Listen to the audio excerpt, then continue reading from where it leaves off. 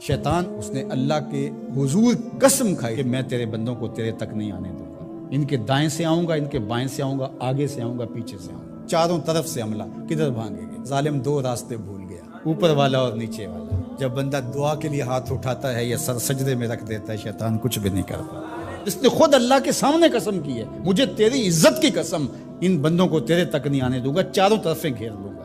تو اس کے بڑے مکر و فریب اور بڑے طریقے۔ مطاف کے اندر کنکروں پر پیشانی رکھ کے ایک بندہ زاروں کے تار رو رہا ہے اور کیا کہتا ہے، اے اللہ مجھے معاف کر دے، ورنہ قیامت کے دن مجھے نابینا اٹھانا، تیرا کیا تیرے بندوں کا سامنا بھی نہیں کر پاؤں گا۔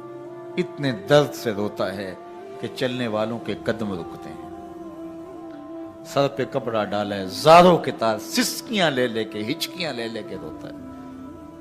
کوئی اس کے پاس کھڑا ہو گیا، اس کی کمر پہ ہاتھ پھیر کے کہتا ہے، حوصلہ رکھ، اللہ بڑا کریم ہے، اللہ معاف کر دے گا۔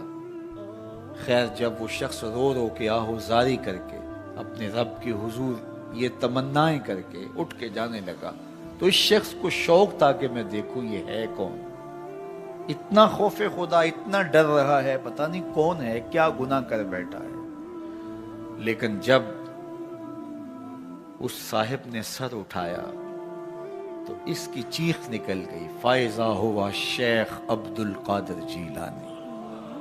تو یہ زاروں کے تار رونے والا شیخ عبد القادر جیلانی تھا۔ ساری زندگی خدمت خلق میں بسر ہوئی، اللہ کے حکام بجا لاتے ہوئے، لیکن خوف خدا، خشیت الہی کا عالم ہے۔ حضرت جنید بغدادی کے پیر ہیں حضرت سری سکتی رضی اللہ تعالیٰ عنہ، رشتے میں ماموں بھی لگتے ہیں۔ تو حضرت جنید بغدادی کو حضرت سری سکتی رضی اللہ تعالیٰ عنہ نے ایک دن وصیت کی۔ حضرت جنید کہتے ہیں میرے پاؤں تلے سے زمین سرکنے لگی، فرمانے لگے بیٹا جب میں مر جاؤں تو میری قبر بغداد سے باہر بنانا۔ میں نے پوچھا حضرت کیوں؟ لوگ تو بغداد میں دفن ہونے کو ترستے ہیں۔ کہا میری بدعمالیوں کی وجہ سے بغداد کی مٹی میری لاش قبول کرنے سے انکار نہ کر دے۔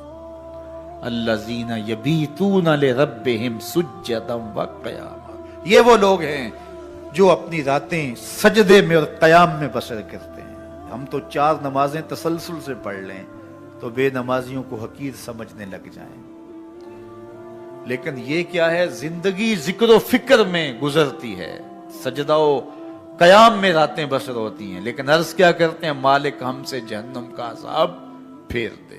آؤ میں اور آپ اپنے گریبان میں جھانکیں، اپنے من میں اتریں، اللہ نے ہمیں کتنی نعمتیں عطا کی ہیں، کیا کچھ نہیں عطا کیا۔ ہماری راتیں کیا قیام اور سجدوں میں بسر ہوتی ہیں۔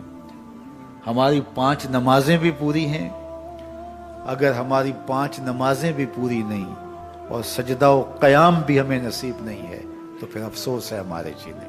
جب کسی سے پیار پیدا ہوتا ہے تو پھر یہ آرزو مچلتی ہے کہ میں اس کے ہونٹوں سے سنوں کہ میں تم سے پیار کرتا ہوں۔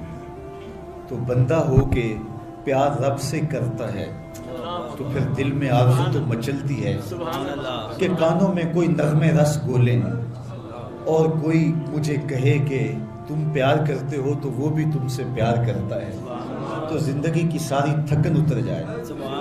تو کہا کہ یہ سننا چاہتے ہو نا، یہ آرزو ہے نا تمہاری، تمہارے رت جگے، تمہاری راتوں کی تنہائیوں میں سجدے، تمہارا دن رات رکوع قیام اور تمہارا اس کے حضور پیچ و تاب اور اضطراب اور زندگی کا یہ سارا تمہارا لف و نشر اس کی ذات کی رضا کے لیے ہے نا۔ تم چاہتے ہو کہ ہمارا رب ہم سے راضی ہو جائے، کبھی کعبے کے چکر کاٹ رہے ہو، کبھی پتھروں کو چوم رہے ہو، حجر اسود کو چوم رہے ہو، کبھی ملتزم پہ لپٹ لپٹ کے آہوزاریاں کرتے ہو، کبھی مطاف میں پیشانی رگڑتے ہو اور کبھی حتیم میں روتے ہو۔ تم اسی تڑپ میں ہو نا، یہی بتانا چاہتے ہو نا کہ ہم تجھ سے پیار کرتے ہیں، یہی بتانا چاہتے ہو نا کہ ہم تجھ سے محبت کرتے ہیں۔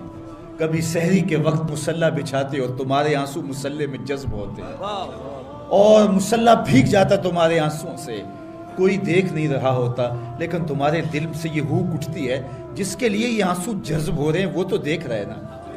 تمہیں یقین ہوتا ہے لیکن محبت میں عجب تکرار کی خو ہے، کہو نا کہ مجھے تم سے محبت ہے، تو پھر یہ خو جو طبع کے اندر ہے، بندہ سننا چاہتا ہے، وہ بے تابیاں اسے تنگ کرنے لگ جاتی ہیں، اس کے اندر اداسیاں پیدا ہوتی ہیں کہ یار میں تو اس سے پیار کرتا ہوں، میں تو اس سے محبت کرتا ہوں، وہ بھی کرتا ہوگا، یہ تو یقیناً اس نے مجھے توفیق سجدہ نصیب ہی تب کی ہے، لیکن میں بھی تو سننا چاہتا ہوں کہ وہ مجھ سے پیار کرتا ہے۔